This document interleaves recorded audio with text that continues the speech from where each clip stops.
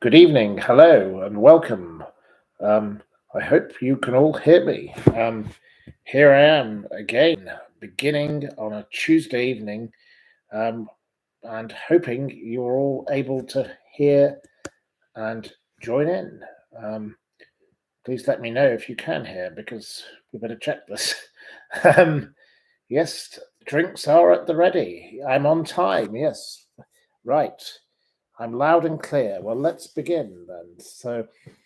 Um, well, we should begin first just by saying thank you to you all for being so generous and your wonderful support and all your lovely messages.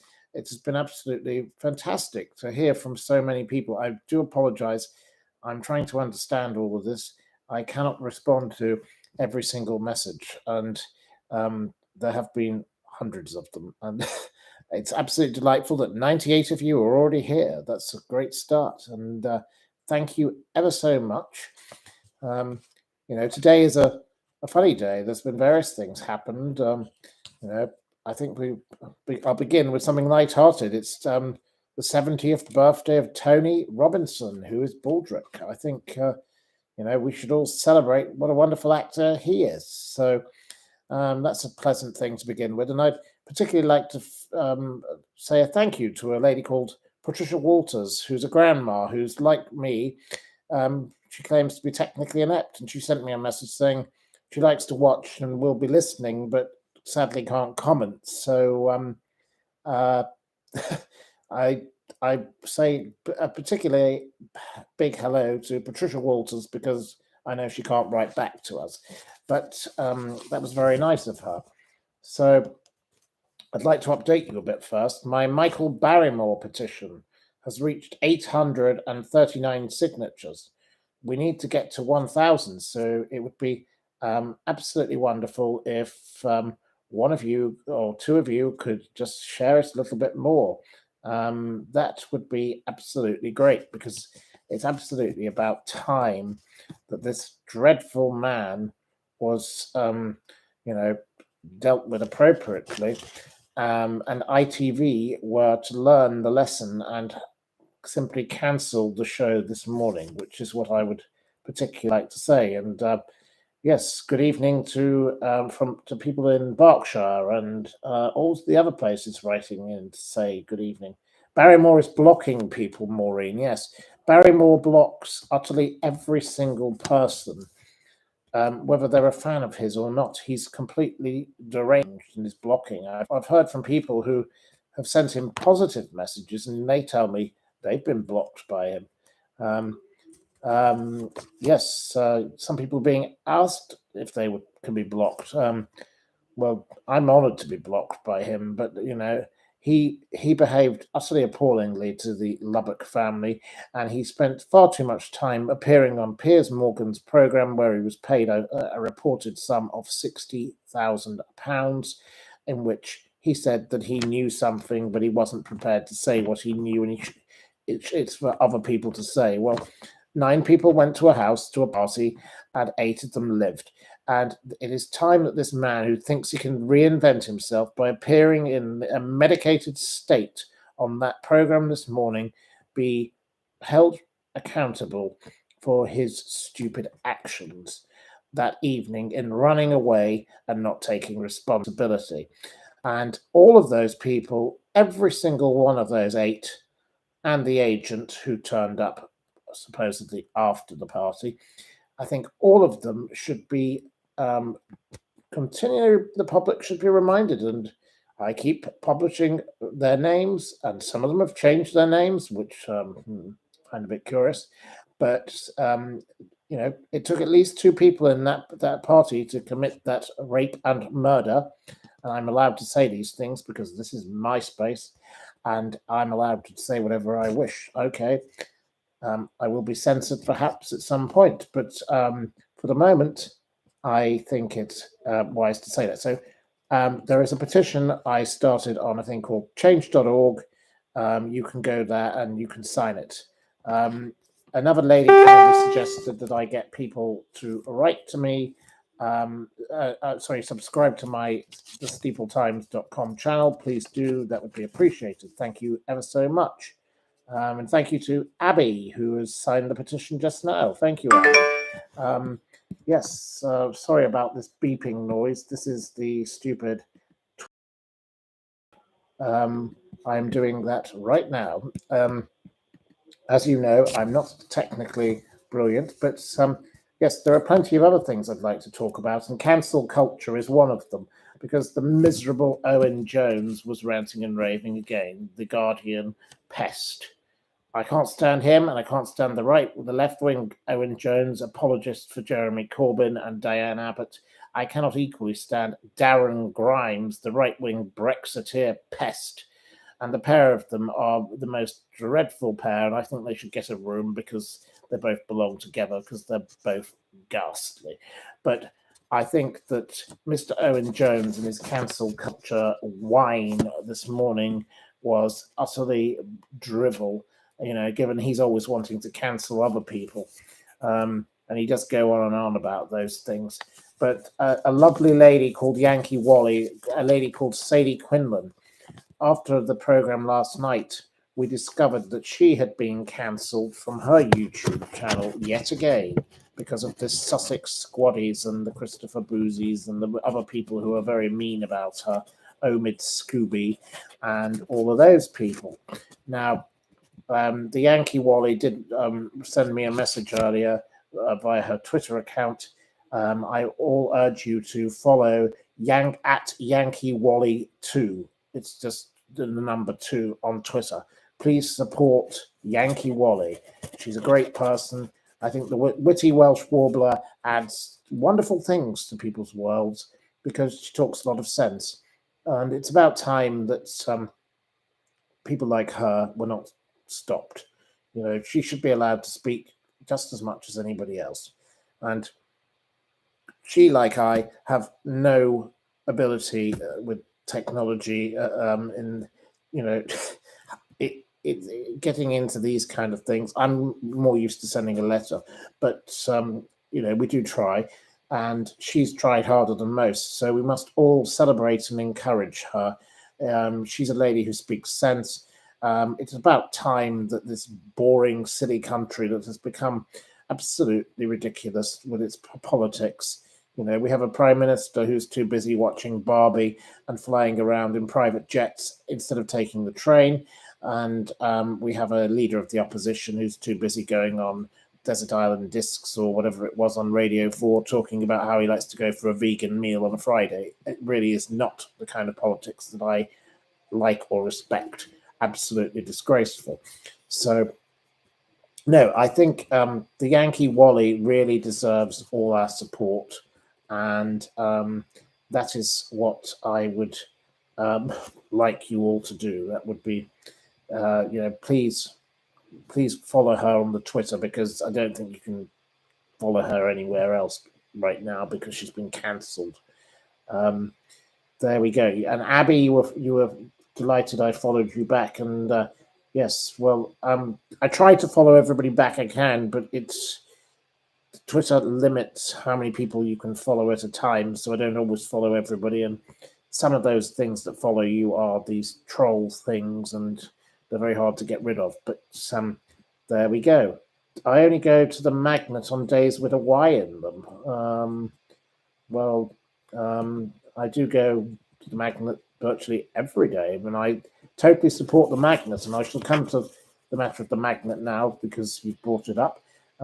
Here we are in what's called the Folk Week in Broadstairs, which is an event for the town that brings in great numbers of tourists and visitors. And I met some people who'd come. They'd met when they were self-isolating in New Zealand, and they formed a band called Good Habits, and one of them was wearing a costume with a giraffe on it, and they were the most delightful young couple from I don't know if they were a couple in that sense, but they had been at university together, and they seemed to go around together, and they tour the world, and they're off to Germany, and they're off to Oxford, and I suggest you all support Good Habits. They're to be found on the social media channel Instagram, and they made a nice little video of themselves jumping in the sea. They were very jolly, and they sang some fun music, and I had a good chat with them about giraffes, and I thought that was utterly lovely. They liked the fact of the kind lady who adopted me the giraffe from the Sheldrick Trust called Twiggy, and we've been in touch with the Sheldrick Trust, myself and my friends, about that, and also other matters, elephants. And today I was in touch with my friend in California, who is the International Fund for Animal Welfare, which is the charity that I choose to support, and I'm going to be helping the founder of that, hopefully with a book launch, which you will all be invited to if you may wish to come in the autumn. That would be a wonderful thing. It will be in England somewhere, and it will be a lovely event. So that could be a lovely thing where you can all come and gather. We will see. So, but we should all support local shops. If you don't support your local shop, you lose your local shop. We shouldn't all be spending all our money in places of like supermarkets. We should be going to the local cheese shop and the local wine shop, because if you don't go to them, you lose them. The local cheese shop here was lovely, and it closed down because there was nobody here in the winter for it. And all these Airbnb people, they don't go to those shops. They bring their bags of food from Waitrose in their 4x4 Audi car. It's a very sad thing that towns in this country, and other shops like this Wilko. I don't know Wilko. Never shopped there because I've never been near one, because there isn't one here, and other places I've lived there hasn't been one. But obviously people love this Wilko, and I remember Woolworths and things like that. Shops like that, equally they serve very useful roles in communities, and shops like Aldi and Iceland, which sell things at very reasonable prices. But equally, always support the local shop first if you can afford it, because many local shops, employ lots of local people, and local people deserve jobs. We have to thrive and survive by supporting our community, and that's a great thing about the Magnet pub. The Magnet is the heart of the local community here. It does so much for it, and Nikki and Will, great people. I totally salute them in their endeavours. I think it's absolutely fantastic. So yes, the Folk Week is going on here for another few days, and I have a friend arriving from London tomorrow, from Oxfordshire, in fact, but she works in London. She will be going round, and she's got a little schedule of an itinerary, and we're looking forward to seeing what we find. So it will be great. You went to sleep with me, and you're waking up with me, Anne Wyatt. Well, I don't know where in the world you are, but I do hope that I don't bore you to death that much. But yes, there we go. That's I wish you happiness galore. And right, next one. Your neighbour put all your shopping in a Harrods bag. Well, it's good to reuse carrier bags, and here at this Folk Week, they have reusable plastic glasses, cups, things, which is actually a good idea, because we don't want all this destructible plastic thrown in our local sea here, because there's enough trouble with the local sea, courtesy of the evil water companies who are pouring sewage into our oceans, and that is absolutely shocking to me. I don't think that is acceptable. And meanwhile, today, my friend Ben Goldsmith, he took to Twitter to talk about something similarly important about the environment, and I totally agree with him. Ben is somebody who is very into rewilding and bringing back beavers into this country, alongside my dear friend Sir Benjamin Slade, who is utterly bonkers but utterly brilliant. And I love Sir Benjamin, and Ben is someone I don't know as well. But Ben and I have corresponded for many years and met on occasions. And he said regarding golf courses. Now, golf to me is a good walk spoilt. I can't remember who said that. I think it may have been Churchill, but it may have been somebody else. And he said, I've never understood why golf courses have to be so tidy, sterile, and ugly. Is anyone aware of any joined up initiative to encourage golf courses to allow for a little unruly nature around the edges? scrub wildflowers, space for wildlife. And he did add, out of politeness, he said there are some lovely exceptions, of course, but you know, all these fake environments that we're creating around the world, they don't add to our world. Look at this Dubai, which has a snow a ski slope in the middle of a desert. We don't need these things. We should be helping bring back the beavers. Yes, token spirits. You'd like some beavers from Canada. Yes. I think that this country needs to encourage wildlife, and there's nothing wrong with that at all.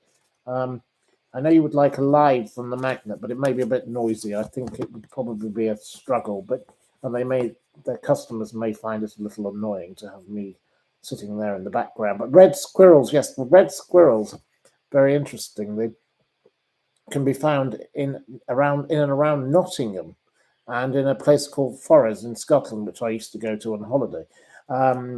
But the grey squirrel has wiped out the red squirrel, and we should never have brought in this invasive species. There's nothing wrong with I like grey squirrels. I think they're very pretty, but most people call them tree rats. But no, I think it's a great shame that the red squirrel has been driven to near destruction by the grey squirrel. So we must support ecology where we can. So yes, I see many of you are liking the red squirrel, and that's a wonderful positive thing. Also on the Isle of Wight, yes, I do believe they are on the Isle of Wight. I forgot about that. But Brownsea Island, I don't know where Brownsea Island is, but I'm sure it's a lovely place if it's got red squirrels. But no, there aren't enough red squirrels in this country. It's a terrible thing. And we must bring back the beaver. That is an important thing because they do so much good for river systems. And I will tomorrow introduce a book about that I've been reading about rewilding, and I totally support it. Please excuse my hay fever. It's a terrible thing, hay fever, and that's caused by the pollution of the planet by stupid people who put stupid things into our air. But there we go. But no, the beaver is a very good thing, and people restoring rivers so that they wind and meander, and the beavers can create the dams. It actually really helps the land. It's so important that we do more of this. There we go. So what do I use to help my hay fever, token spirit? Well, I read a wonderful places because I was Googling about this. The best thing to do is to drink gin. Gin is actually good for you as opposed to drinking white wine, because white wine is full of sulfites and things like that, which trigger your hay fever. And the other good thing to do, which I should have done before I came on this program, is to stick some Vaseline up your nose, because that gathers the dust and it doesn't get into you. But no, it's not too bad today, but it could be worse. But it's not the end of the world. But yes, so we've dealt with rewilding, and local honey, yes, is a very good thing. Yes, I totally agree about that. So yes, Vaseline also around your eyes is a good idea, Ginny. Yes, I totally concur about Vaseline. Healthy alcohol, well, there is plenty of that around. But there we go. So, but no, I didn't. The first year I lived here, it didn't affect me. But my allergy is to London plane trees primarily. So that was affecting me in the city, but I don't know what's affecting me here. But there we go. So anyway, that's that. So now, what would you like to talk about next? Well, I have a number of topics here you could talk about. I'd like to know what some of you, carrying on from rewilding, Oprah Winfrey. What do we think of Oprah Winfrey and what's gone on her farms in Maui? None of her farms burned down. Nobody wanted a TV crew. She was mocked as Oprahheimer. I find her a very bizarre situation that, why didn't any of her properties suffer? Well, that was odd. Yes. regarding another topic, if you want to move on to that, Donald Trump. I'm going to nickname him the prison president by all accounts, by what looks likely to happen. I think he will win. He's got 91 counts against him now, and conspiracy to steal votes, indictment, Stormy Daniels, 4 big legal cases, 13 charges in Georgia. This man is like the Teflon Don, well, he is the Teflon Don. But I imagine many of you do like Trump. But no, I also thought Hillary Clinton's smugness was appalling. But she is a very bad lady in my view. I have utterly no respect for the Clinton family. I don't think, Biden, Sleepy Joe, is of much use. He can't even walk up a plane, set of aeroplane steps. Donald Trump is just an arrogant fool. No, I think Oprah is up there with Maxwell. Yes, I tend to agree. Oprah is not a nice woman, and she is arrogant, and she hangs around with some very suspect people like Meghan Markle, very off-putting. There we go. So, what do you think of Donald Trump and his likelihood of being the prison president? I see many of you like him, which is fair enough. He did ruin a beautiful beach in Aberdeenshire. Like he ruined Turnberry Hotel, the golf resort. I've been there. I flew barn owls at Turnberry before he owned it, and I went back there afterwards, and I thought, oh my God, this place is ruined. Absolutely awful. He's got no taste. He's completely gaudy and ghastly. Oh, awful. Yes, the Trump Hotel is very nice. I don't know which one you're talking about, but I can't say I've seen anything of his that is tasteful or delightful. He ruins things he touches because he's a cheapskate in terms of his styling. He's got no class. And as for his children, they go around shooting giraffes and elephants and lions, and they are utterly appalling.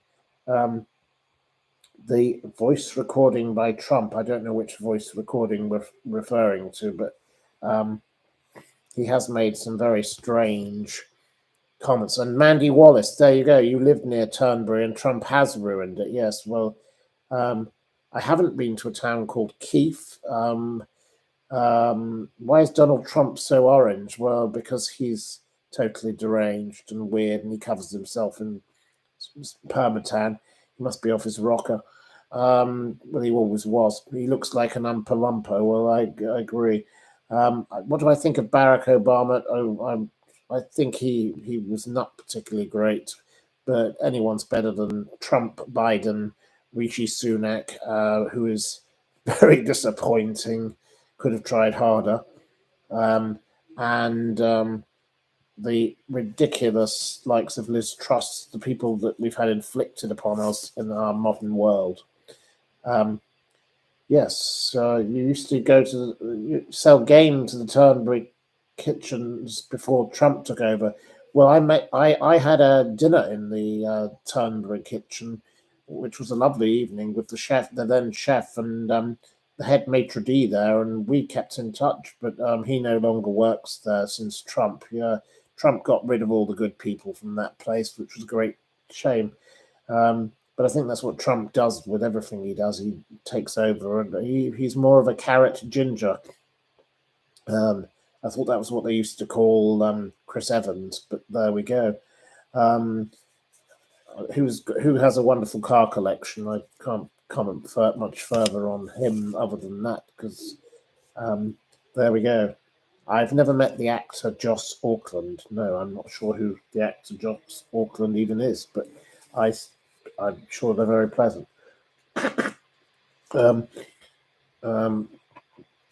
What do I know about Cliff Richard, or who you call Rich Clifford? I've written extensively about him and his boxed wines and his cheap plonk and his strange friendships and his ability to wear outfits that seem to change multiple times in the same night when he claims he's only ever met a certain gangster once. Things like that. He's a very curious person. I don't like him. I find him very odd, and his Christianity being rammed down our necks is of utterly no desire or liking to me. And I find that very tacky and cheap. There we go. Have I met any of the Trumps? Yes, I have met Ivana Trump. I do apologise about the noise in the background. Yes, there is somebody upstairs, and they've obviously run the taps in the sink, which is making a noise. But I do apologise on the noise. I will ask them in the future not to do that. But I can't do anything about that right now because otherwise I would have to disappear. Will Ivana become president? No, Ivana is sadly deceased. A good friend of mine, Liz Brewer, lovely lady, she was very involved in organising things with her, you know, I look forward to whatever happens with regard to, keeping her memory alive, because I think Ivana would seem like a very decent person, and her daughter Ivanka seemed like a pleasant young lady. The ones I have a problem with are Donald Jr. and his brother, the moronic killers of giraffes and elephants, and they hang around with a woman called Larissa Switlick, who I also started a change petition against, which I have, I believe, at least 25,000 signatures on now. She has done terrible things to goats, sheep. She came to England to shoot sheep. This is utterly mental thing to want to do. A sheep can move at about the speed of nothing. It's hardly fast. It's you could hit a barn door more easily, less easily than you could hit the sheep. And shame on her. So shame on this Switlick woman. But she was promoted and photographed with these Trump boys. Awful bad people. Terrible thing to do. And no, I also want this Merrilies Vandermeer woman stopped permanently. We've got rid of her from the YouTube for her violation of copyright of music, but she should be banned from this Facebook. Awful. I didn't ever meet Sir John Gielgud, but what a wonderful actor. Absolutely brilliant man. And now Sir Tony Blair lives in his former home. There we go. Shooting sheep is illegal. Well, it seems it actually isn't, because there's a number of people that do this, and there's a club called the Capriolas Club. I managed to get them banned from virtually every restaurant where they wanted to have their events. They organise goat shooting in places ranging from Scotland to the Isle of Wight. Shooting goats. How ridiculous. This is a cruel thing to do, these poor goats. What harm have they done to them? And this silly woman's Switlick went off to all sorts of countries around the world, and she was shooting endangered species of goats. That's a terrible thing to be doing. Absolutely wrong. Awful. The church protects Cliff Richard. Well, no, I don't know if the church protects Cliff Richard, but Cliff Richard spends an awful lot of time with a former vicar who is his companion, and they travel together. But I don't know if it's the church that can be blamed for anything. But Mr.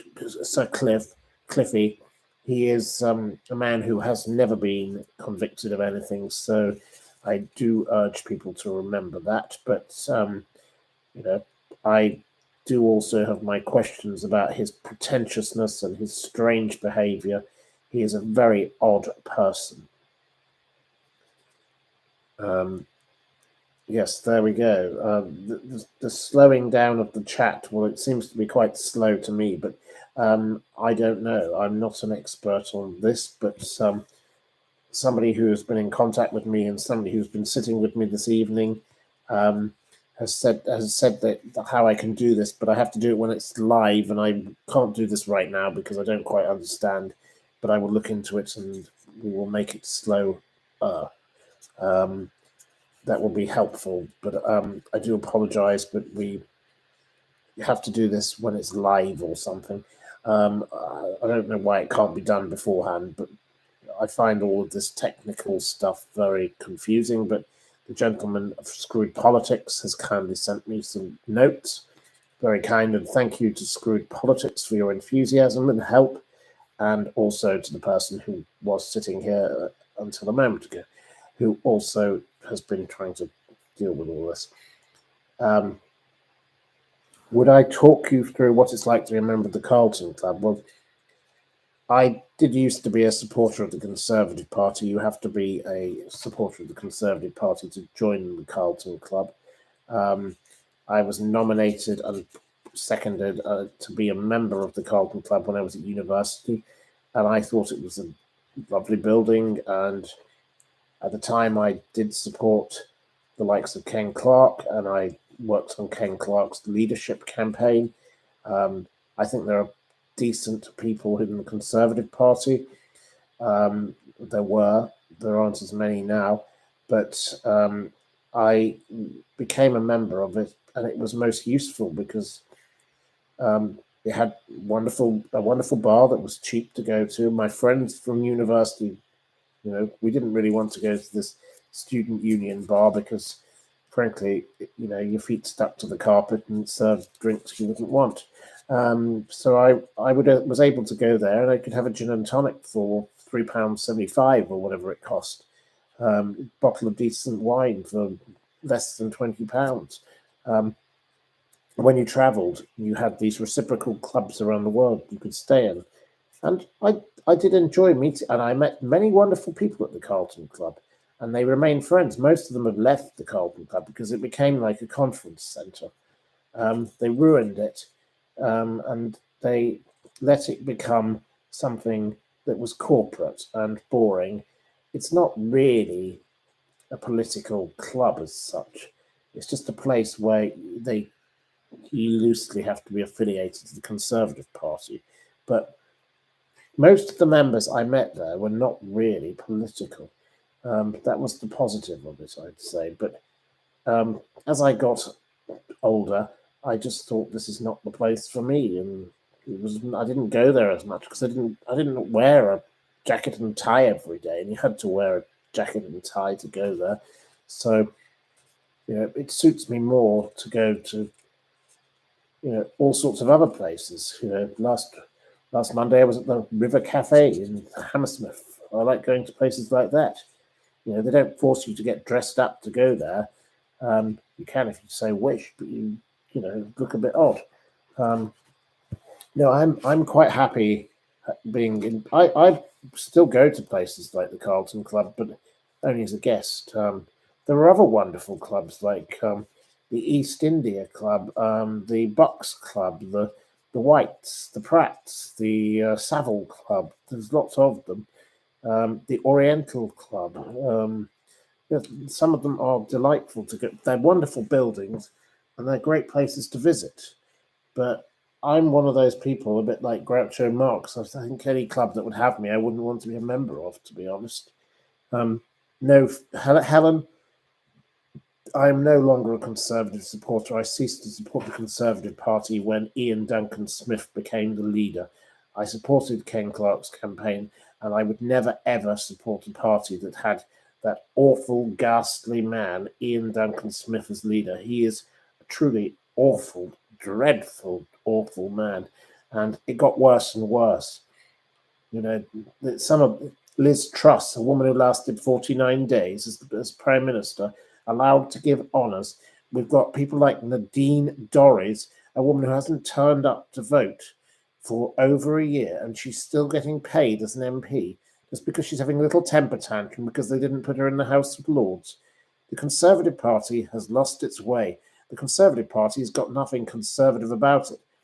As my father and I have both said, we didn't leave the Conservative Party, it left us. The Conservative Party is not a Conservative Party. It has got nothing centrist about it.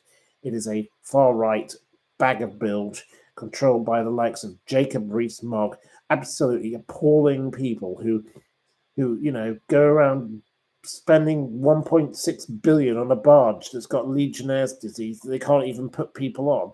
Not that I want people put on it, because I think it's disgusting. The thing will probably sink anyway, or somebody will set it on fire. Awful, absolutely awful. The Conservative Party of Margaret Thatcher, the Conservative Party of Kenneth Clarke, it doesn't exist. It's gone, and it's so sad. Right. Ian Duncan Smith visited your street. You were out at the time and you voted Remain. Well, you were very lucky to avoid Ian Duncan Smith, I can tell you, having been in the company of him and his awful children. No, thank you. Dreadful. Patrick Christie is more annoying than Darren Grimes, both wee weasels. I have spoken on Mr. Atwood's channel about GB News, and I'm not going to talk about him very much, but you bring up this matter. GB News, to me, is repugnant. It is not something I would watch. I don't want to be on it. Even if they offered me £1 million, I would refuse to go on it, because GB News is a shameful channel that has Dan Wootton, a horrible man who bullied Susan Boyle, still on air, even though he's under investigation and has been suspended by the Mail. GB News, there are executives there who have been exposed by Byline Times in recent days to do with other matters that are very concerning. GB News should be dealt with by Ofcom in the same way as all other channels. Wootton was a man who went on air and supported a campaign against, Philip Schofield, Hugh Edwards. Yet when he gets accused of doing things, and that does not mean he's guilty or innocent or whatever, he should be suspended and treated like everybody else. GB News has failed in its duty of care to its employees and to its viewers. It is not something I choose to view. Even Andrew Neil, he quit. He didn't last long there. They've got the likes of Farage, as in garage, Farage as in garage, Far Rage. They've got some truly awful people who go there. There are one or two decent people. I have no problem with Christine Hamilton. I think it's an appalling great shame that Michael Portillo has lowered himself to go on it. I couldn't care less about Eamon Holmes, but I do not like GB News. I do not watch it. I watch the occasional clip of it. The fact that this 30p Lee is being paid £100,000 a year to be on it, when he's telling other people they should live on 30p a week. Crazy man, deranged office rocker. And then you've got this Jacob Rees-Mogg who has all his money in these offshore hedge funds that he's involved in. Awful people. They are hectoring bullies, and shame on the lot of them. And I would not want to do it. Do I like Piers Morgan? I have mixed views on him. He sometimes speaks sense and he sometimes is crazy, but I mostly have no problem with him. I have a far bigger problem with the one that sort of took over from him on that breakfast program, which I don't watch, Madeley. Richard Madeley is an utter weasel, and as somebody said to me in an email today, I cannot stand him or his hideous wife. He's like a portrait of Dorian Gray. As he gets older, he gets younger, and as he gets older, the woman who, when he first met her, he called her mummy. He went on and on about how he called his wife mummy. That is weird. He is a very weird man. And as for his daughter, she's a person of no taste or quality either. Dreadful family. Jim Davidson, yes, an utterly vile, bad person. They can all go on the boat. Let's put them all on the Bibby, whatever it's called. I think, the people who suggested this last night, and it's great to have 559 of you here. That's fantastic. It's wonderful. Yes, views have dropped on GB News. GB News is tanking. You are quite right, Screwed Politics. The thing isn't relevant to the modern world. We don't need any more GB News. These bigoted channels should be stopped. Please excuse me, my hay fever is getting worse. Yes. What do I think of Michael Barrymore appearing on stage? Well, he's not. He's making a production in which he will be a producer, and it's about Dolly Chaplin and his dispute with his partner. And frankly, we don't need any of it. Absolutely awful. There we go. So, right. Deserving of a bog off, yes. Well, Michael Barrymore most definitely has put him on the barge, yes. They can all go on the barge, these bad people. But there are good people in the world. And I think we should celebrate some of those. And one lady wrote to me today, Spa ZZZZZ88, and said, I really love alliteration. And my friend Heather Bird, who is the most delightful lady, who ran a beauty business in Knightsbridge until it was ruined by the coronavirus lockdowns. She always encouraged me in my alliteration because she loved the headlines I wrote. And I think we should all find things like that we can enjoy rather than having to put up with the likes of Farage, as in garage, who has gone around and created this world into a world of hate. Today I found a poll by Onesis. 62% would like to rejoin the EU today in Britain. Brexit has failed, it's that simple. And they say, put Farage into the sea. Yes, he can go on the bloody boat into the sea. Carol Vorderman's doing a great job in opposing the likes of Michelle Mone, a woman who should be arrested, not in the House of Lords. Her and her husband, Barrymore, they made £232 million from PPE. They live in the Isle of Man. They've got a private yacht. They've got all the luxuries of the world. And what did they do? They profiteered with a load of junk that was of no use to anyone. They got £232 million. Baroness Bra, as she's nicknamed, because she was a bra supplier before she went into politics, courtesy of David Cameron, a man who didn't stand up for this country at any level and did nothing to help us. Another failed conservative that was as much use as a chocolate teapot. Disgraceful that, her and the dreadful, dreadful Baroness Karen Brady, one of the pits of humanity, a nasty, vile woman who says terrible things in her column in The Sun on Sunday about people, yet she associated with people who sold sex toys. That's a real quality woman.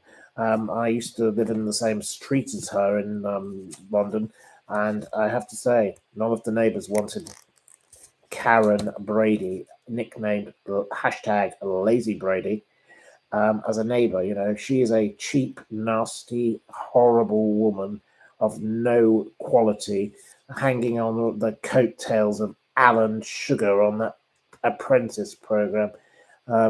I do not like Baroness Bra, and I don't like Baroness Lazy Brady. Awful people that were put into politics who should not be there. We should clear out this House of Lords of all this rubbish. There was a woman who I used to associate with who was involved with an ambassador, and she was a bit of a charity tin banger, but her charity no longer exists. But she got put into the House of Lords. There's some terrible people that have been put into the House of Lords recently, and now Liz Truss is being allowed to put in 14 people, allegedly. Boris Johnson, these are two people who have done terrible things to this country. Awful, bad people. We don't need any more of their cronies in the House of Lords. We need fewer of them. They must all be thrown out. Let's clear out this House of Lords and get some decent people in it. And they should be elected, and they should be allowed to be there for a fixed term. This is not a checking chamber, because the only thing they do is turn up to collect their 300 quid a day. I was with a gentleman yesterday. He'd come all the way from Thurrock to see me. He'd watched me, and he wanted to talk to me, and we talked about this. And he said, I used to support the Conservative Party. I was in the army, and this party they've let us down. They don't represent us anymore. The Conservative Party was a party of decency. The Labour Party was a party of decency. All of them are a load of rubbish, but some are just more rubbish than others. Enough is enough. So no, I would like to see, the likes of Farage and the dreadful Cameron. They can go on the barge. Put all these people on this barge. Let's get rid of all this trash from our country. They're the real villains. Absolutely awful people. So some other good news was I saw that the lovely Lewis Goodall of Sky News got married. So I say congratulations to him. He's a good reporter, and I do enjoy his channel with Emily Maitlis. I know some of you'll say it's a bit left wing, but I just enjoy the content. So I saw that. I thought that was a nice thing to say.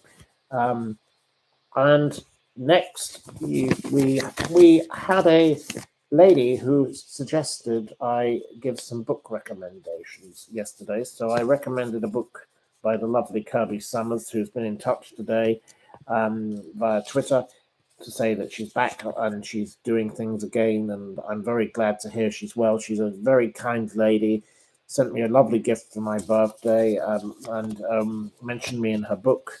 But no, today I thought I'd give a book for you that is a bit more casual and a bit more sports related. We'll do different books throughout the time, and today's book is called Horse Racing's Strangest Tales. It's written by a gentleman called Andrew Ward, and he rightly says nothing is ever certain in racing, not even one-horse races, and the book includes a one-horse race. And it ranges from the 1800s to today with tales of racing and the strangest tales. Seagull flocks invading races and ruining everything for the horses. Hundreds of seagulls. How in 1928 the Grand National had 42 runners, and I will read you a little bit of it. I will go and find a bit. Page 105. And I urge you all to get a copy of this book if you're interested in sport or just general tales of amusement. So in Liverpool, Aintree for the Grand National, March 1928. The 1928 Grand National had a field of 42 runners, a record at the time.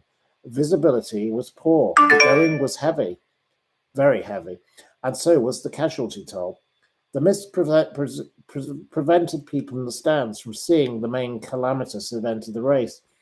It featured a much fancied horse, Easter Hero, who was leading the field as he approached Canal Turn, but jumped too soon and landed on the top fence. As the other horses approached Canal Turn, they were faced with Easter Hero stuck on the fence. They slowed and bobbed and weaved, but there was a mammoth pile-up. More than half the horses were put out of the race. The other fences weren't easy either. And it goes on like this, and it tells of all the falls. And basically, then there were two. So there were two horses out of 42 left. Coming to the last, they were neck and neck. Billy Barton, over from America, at 33-1, by far the favourite. The other was Tipperary Tim, a 100-1 shot, later described as a hopeless scarecrow with a terrible racing record. At the last, they rose together, with the riderless, saddleless great span jumping through the gap between them. Billy Barton, ridden by Tommy Cullen, hit the top of the fence and came down. A noisy American-sounding groan erupted from the stands that left only the outsider, Tipperary Tim, a horse bred in Ireland and named after a local marathon runner called Tim Crow. Tipperary Tim, trained in Shropshire, was ridden by Billy Dutton, a Cambridge graduate, who was articled to a Chester solicitor. Dutton, who gave up the law to make the ride, made his reputation by completing the only clear round in the 1928 Grand National. Though Billy Barton, remounted by Cullen, came in to finish second, no other horse troubled the judge. And this is the kind of tale in this lovely book that you would all enjoy. So, they're stories that you won't get elsewhere, and that's what I think people want to hear from me as weird and wonderful stories, and that's a lovely book. And I would suggest that some of you please get a copy of it. It's available on all decent channels where you can, and please support local bookshops. There are websites where you can actually buy from the local bookshop.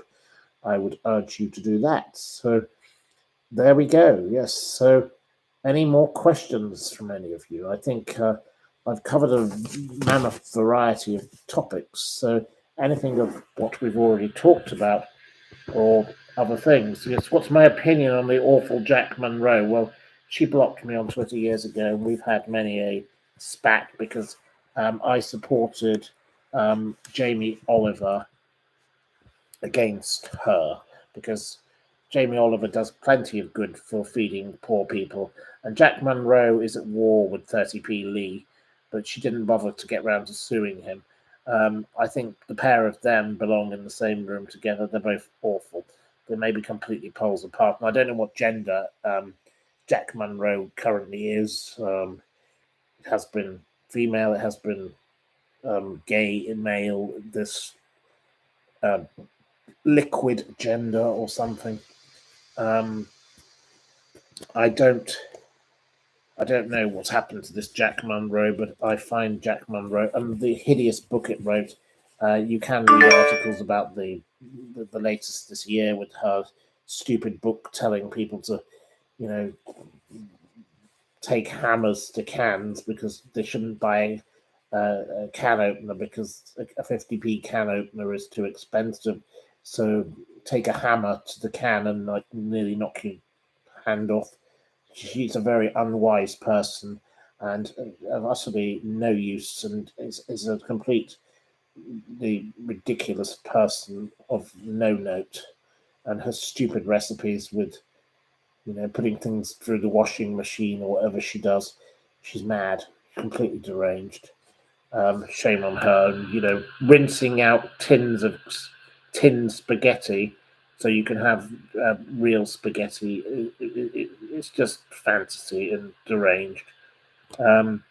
What's my latest on Dan Wootton? Well, I refer you to the Byline Times. They're doing a great investigation into Dan Wootton, and they're the ones I would encourage you to watch. What do I think about cash becoming obsolete? It's absolutely ridiculous. Here in this local town, we only have one remaining bank building society called Nationwide. It's very sad that there are no banks. It's very hard to even find a cash point. People are being banned from cash. There's a pub up the road, a hotel up the road here, and all the local elderly people are boycotting it because the Albion Hotel has banned cash, and these elderly people like to go there and have their cup of coffee, and they would rather allow themselves to pay with cash, and these people said no, so they're losing all their customers. So there we go. Someone is moderating it to make it slower. I'm not quite sure why. There we go. But I don't know how this quite works. But right. Have we covered Susan Boyle? Yes, we've already talked about her in the past, but have you a question about Susan Boyle? My hay fever is bad. I do need more gin. We'll be having some more later, but it's my fault for sitting outside, which I shouldn't have done earlier. Clearly a great mistake. I should stay indoors on days like this. That would be a better way of dealing with things. Yes, it's too fast for you to moderate. Okay, well, thank you for your help with the moderation screwed politics. Right. You haven't needed to use cash for a year. Well, I don't really use cash myself. I have a bank card and I use the bank card. But, like today, when we go to this thing, the Folk Week, people don't have cash in their pockets, so they can't give money to support these musicians. You have to think ahead and get cash, but where can you get cash? Because there's no where to get it. All the banks have gone. Every bank, the NatWest Bank in London is closing their Sloane Square branch, and they've already closed their South Kensington branch. And if you live in that area, you've got to go to High Street, Kensington, or Victoria. That's all you've got. What's the use of having this bank if you want cash? What's the use of having this bank if you want to go and talk to a bank manager? If the bank doesn't exist, then what can you do? And look at the way the banks have treated both Farage and my friend Gina Miller. Both of them have been cancelled by banks, and that is just utterly stupid and disgraceful. But cash should be king, yes. I have no problem with cash. I'd rather have had cash. And before all the lockdowns, I only ever had cash. But then, you went around restaurants, bars, they won't take it. Most places will not take cash. They refuse to take it. So how do you pay? Meanwhile, I have a friend who works at the Magnet, a lovely lady who I happened to be on the same train as her recently. And she was only going a couple of stops, but she doesn't use cash. So she tried to pay with a £20 note. They said, "Oh, we don't take this." They said, "Just, pretend and we'll carry on." And, this happens to people like that all the time. There are people who have been in prison. They can't even get a bank account. So how are they meant to have a bank card? It's very hard for an ex-prisoner to get a bank account, which is a shameless thing. It's a shameful thing. It's terrible. People should be allowed to use cash. It's a fundamental form of transaction in our society. It's worked for hundreds of years. Why change something that works? Some of these bank things, you don't even know how it works, and half the time it doesn't work. There are places in this local town where the taxi drivers take you and you give the card and they say, "Oh, we can't get a phone signal, so you can't pay." And then they get upset. It's ridiculous. But, they shouldn't take the passenger in the first place then, should they? Have I been to Gillingham? No, I haven't. I've been through Gillingham because it's on the train journey to and back from London, but I don't know Gillingham other than the football club there had some association with the man who bought that man Gold's house, the bank robbery man. So I was reading about Gillingham recently. Am I pro cannabis? No, I don't like the smell of cannabis. I've never had it. Just don't like. I don't take drugs. I like alcohol, which is a drug, and we all like different things that are bad for us. But I don't have a problem with drugs. I think drugs should be legalized. I would legalize it a lot and then tax the hell out of it. That would get rid of some of the bad people in that world.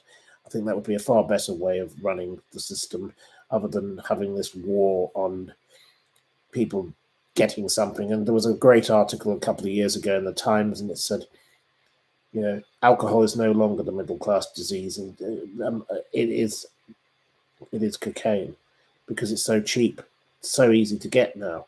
Literally every middle class person has a coke dealer on their mobile phone. I did write an article about this kind of thing. I choose not to do this because I think it's dangerous, and I don't like it because I don't trust it, and I've never seen the attraction of it. But that does not mean that I should tell other people they shouldn't do it. It's up to them. And I wouldn't. I would say tax it and legalize it. But there we go, because there would be a great deal of revenue from it. It would also put a lot of people off because a lot of them want to do it because it's illegal. But I don't like the smell of cannabis. I think cannabis is the worst thing of the lot because it stinks. Horrible stuff. But not for me. But fair enough. Each to their own. What do I think about the health service? I think the health service was conceived in the 1950s in a very good way. It was meant to be a thing to help people, but it's not suited to the modern age. It needs to be reformed so it can work. I think the workers are fantastic. I think the management are the problem. The management are awful because they don't look after the workers, and that is a major issue.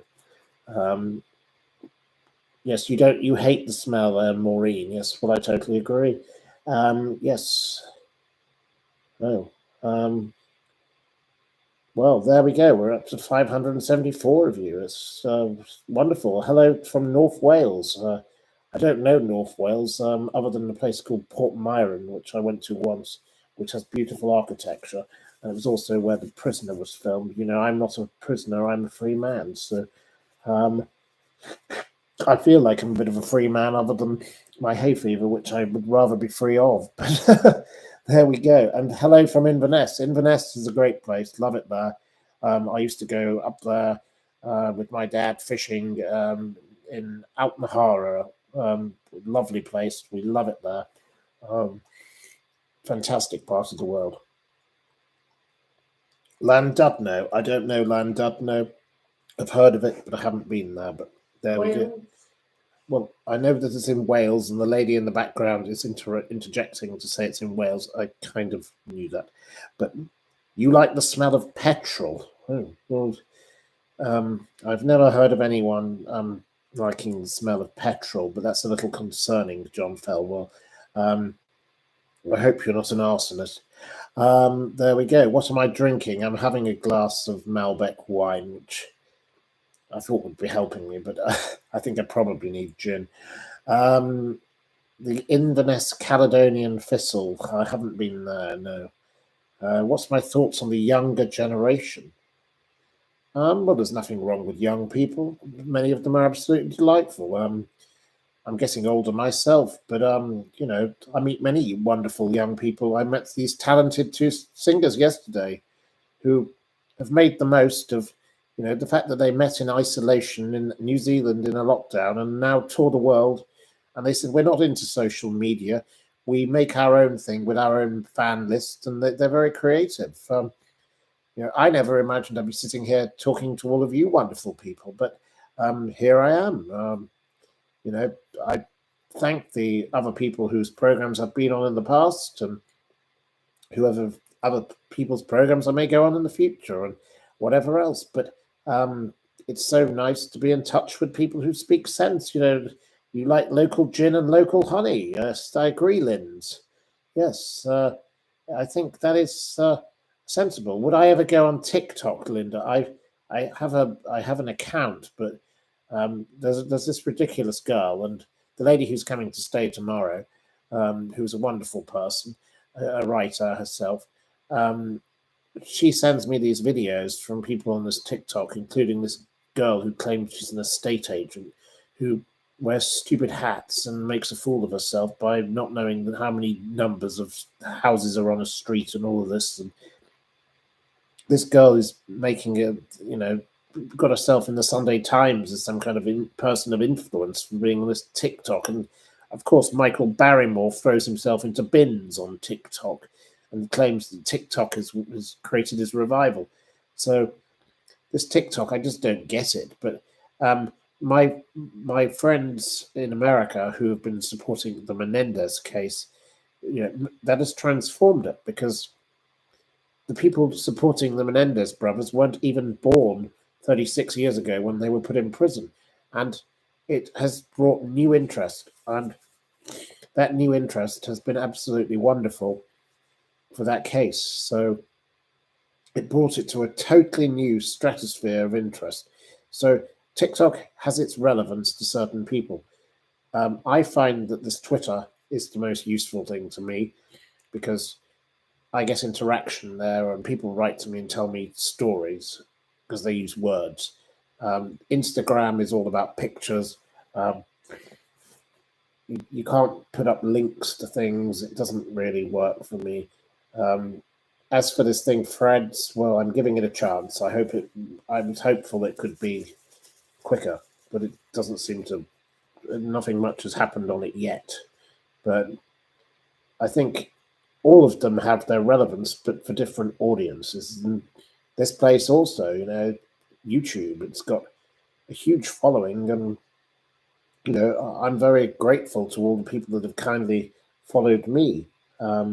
There we go. So it's been a wonderful evening to chat with you all, and I don't know if you have any more questions, but I think I should probably go and find some solution to my hay fever in the next 5 or 10 minutes. So,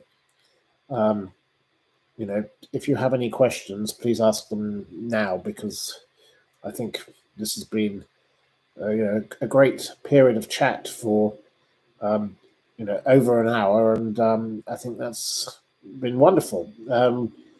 I didn't listen to Laurie Taylor on Radio 4 today, but I listened to Radio 4 an awful lot, and there was a wonderful program on there this morning I recommend highly to you all, about George Orwell, and it was a short story. I think it's a serialization over the week, and you can find it on the catch-up thing, and I shall be doing the whole lot. I have been listening to The Archers, but The Archers is something I love and probably sometimes hate, because they get carried away with silly stories, but some of them are better than others. So you would like me to talk more about Barrymore. What else would you like me to talk more about next time? That would be a sensible question to ask you. Or would you like to know more about Ghislaine Maxwell, or Michael Barrymore, or the Menendez brothers, or Mark Alexander, or Omar Benguit, The Archers, or other matters? How many books do I own? Oh gosh, lots and lots, but my father has a lot more than I do. This little house here, since I came here, has become full of books, but there's a whole variety of books, which is why I shall, on a daily basis, recommend you, or whenever we do this, and we won't be doing this every day going forward forever, but it will be at least twice a week, but maybe, it depends on how much you want to hear from me. So that's something else that you could send me more thoughts on. You'd like to know about cooking. Well, I do enjoy good food. I love great restaurants. Have I thought about opening a gin bar? I leave running bars to other people who are more able. I can make a supposedly good gin and tonic, because I make a good measure. It's not like anyone else's. But I don't think I'd be in profit if I ran a bar. It could be a disaster. You'd like a book club? Well, you'd like every day. Right, okay. You'd like a gin tasting? You like every day? Right, okay. Do I make a good Bloody Mary? Yes, I'd say a good Bloody Mary must contain one vital ingredient that most people leave out, which is sherry. If you don't put the sherry in, it's a disaster, in my view. I don't like weak Bloody Marys. They have to have the sherry, and they have to have a good strong vodka. I also love the drink Bullshot, which of course is made with beef consomme. And somebody asked earlier if I eat meat. Yes, I just had duck for dinner. So there we go. So you'd like a wine club like Keith Floyd on his show, a bottle a week. I think Keith Floyd drank more than a bottle a week. Mr. Floyd was a lover of lots of bottles a week, and I say good for him. I wish I'd known him. Wonderful man. About Madeleine McCann, Goncalo Amaral. Yes, Mr. Amaral deserves all our support, because those McCanns should be ashamed of the way they treated him. There we go. I'm not unwell. I just have hay fever, but I'm doing okay. And yes, Holly Willoughby doesn't need to ask if I'm okay, but there we go. Right. So, have I ever met Eric Clapton? I do know of Eric Clapton, and I also know a gentleman who's married to one of his ex-wives. Yes, so I do know of him. Post on my community page. I'm not sure what that means, but there we go. You need to go to bed. Well, I think we're all probably headed to bed quite soon in the English region, because here we are. It's Tuesday night, so there we go. But I thank you all so much. You love beef consomme soup, yes, with a little cognac. Yes, well, that could be rather pleasant, I'm sure. What do I think of Ellen DeGeneres? Well, no, I think she's a very lowbrow woman who seems to just profit from being another American version of Loose Women, really. Nothing special. But I would like to say thank you very much to you all. It's 7 a.m. in Australia, I've just been told. I think it must be, it's 22:10 here in Britain. We need more moderators. Well, there we go. Well, I've got some in mind, but there we go. Thank you very much to Screwed Politics for being a moderator. Thank you to you all for your questions. I think at this point we'll say, a happy evening to you all, and I will be coming back tomorrow because I will have a guest in the house who will probably not want to be seen, but may have some input into some of the discussions. So I will say, looking forward to seeing you all again tomorrow at 9 o'clock. And I wish you a very happy evening, and thank you all very much. Thank you and good night.